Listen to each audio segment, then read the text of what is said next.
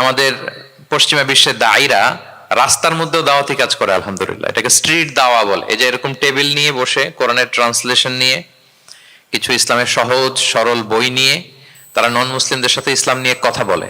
আর ওরা খুব ফ্রেন্ডলি মানুষের সাথে মেশে কথা বলে, ফলে ইজিলি তাদেরকে অ্যাপ্রোচ করা যায়। তো তাদেরকে অনেকে জিজ্ঞেস করে যে তোমার ধর্ম কি, তোমার বাবার ধর্ম কি, what do you think about life after death, মৃত্যুর পরের জীবন নিয়ে তোমার ভাবনা কি, তোমার দাদা কোথায় গেল, তোমার বাবা কোথায়, তো চলে গেছে, তুমিও কোথায় যাবা।